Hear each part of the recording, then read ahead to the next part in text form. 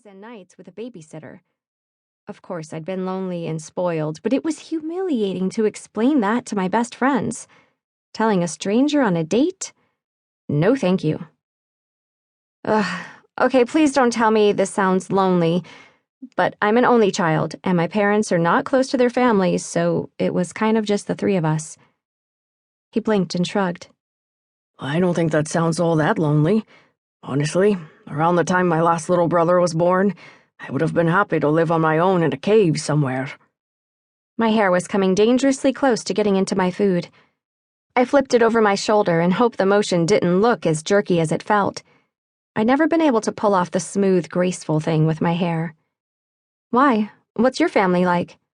I'm the fourth of 9 children, he began, and I tried not to cut him off, but that was beyond out of the ordinary.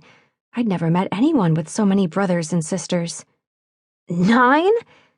I almost spit half-chewed kung pao everywhere. I couldn't imagine growing up with 8 siblings.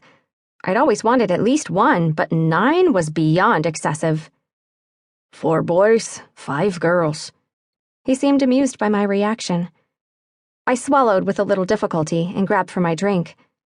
Wow, and do they all live in... You're from Scotland, right? Yes, I am originally from Scotland.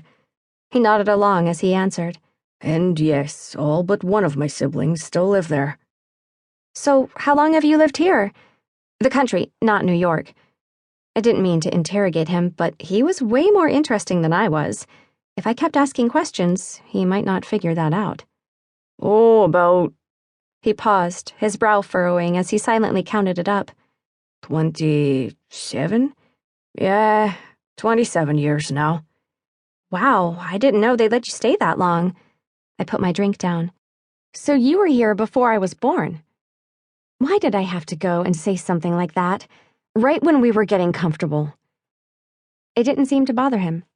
Well, they don't really have much of a choice about letting me in.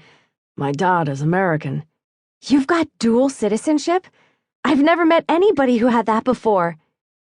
I had no idea why that seemed so cool to me.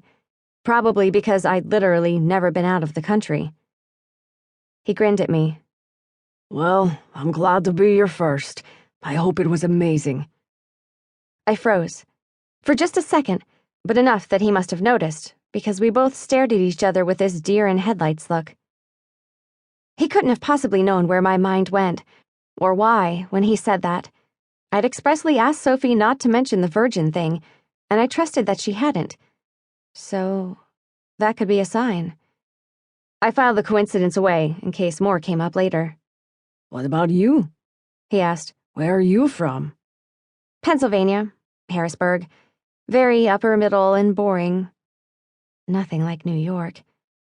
I wished I'd been born and raised in the city, like a real New Yorker.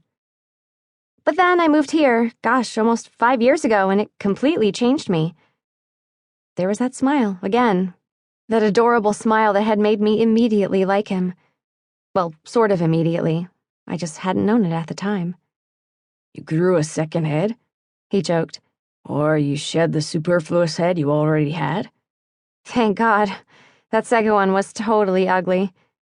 When he teased me, it didn't feel like something I had to be defensive about.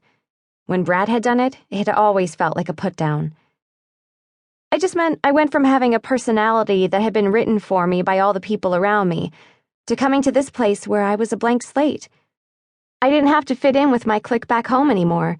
We were so the plastics. He made a confused face. Plastics? Oh, yeah. He hadn't been in middle school when that movie came out. Yeah, from Mean Girls? It's a movie. Anyway, I felt like I had to fit in with them. I had to get perfect grades, make my parents happy. Now I'm here, and I get to be whoever I want. I couldn't keep a straight face.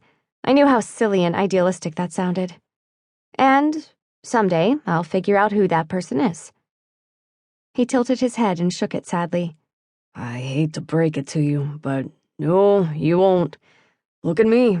I'm 53 years old, newly divorced, absolutely none of my life goals accomplished, and I'm out on a blind date. I'm on a blind date, too, I pointed out.